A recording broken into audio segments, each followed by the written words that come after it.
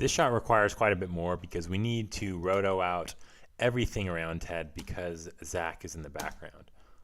So if we look here, we have this take of me holding up Ted, and then we needed Zach to go up because later on Ted's arms come down when he comes back to sing the opening "Ooh" of the Michael Jackson song. And so when we're doing this, we need to be rotoing all around Ted. I'm going to start off here because this is the first frame where we see all of Ted. And I'm just going to select this roto brush tool and highlight Ted's body. And you're going to find that a lot of how easy or not easy it is to rotoscope depends on the background behind your subject. So we have some contrasting background elements in the shot that are going to make it slightly difficult. And we need to be kind of precise in this part of the shot because we have Zach's sweater behind him that we don't want to be seen in the shot. So I'm just going to hit play through this. And not only do we have Ted that we need to roto out, but if you look in the reflection on the table, we can see that that also needs to be rotoed out as well.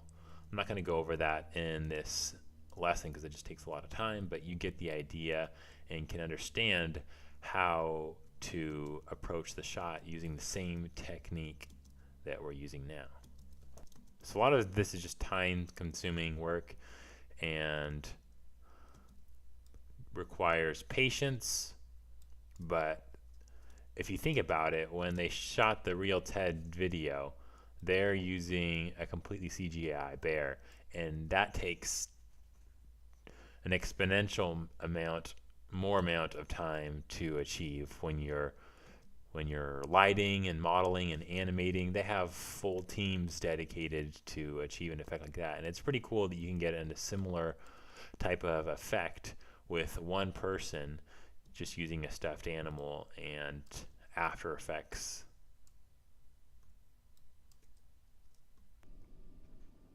So I'm not going to go through the whole effect. When we go back to our first frame here, we're going to go backwards, make sure that we're only getting Ted in there.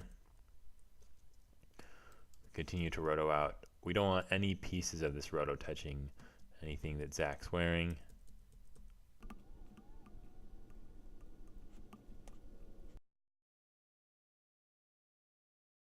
Okay, now we're going to go here and freeze this portion that we've selected so far.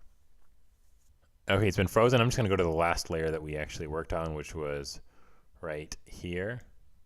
And then I can hit end to stop it right there and go back to our original composition. We can see Ted's roto layer coming in here. It's a little bit choppy, so we want to make sure that we're feathering this out. And hit 12. We can shift edges, which is going to shrink or grow our mask. I'm going to leave that the way it is right now. We can reduce chatter, which helps to average out the rotoscoped curves. I usually like to add the reduced chatter as well as the feather. If you have After Effects CS6 or below, this is going to look slightly different, but very easy to figure out.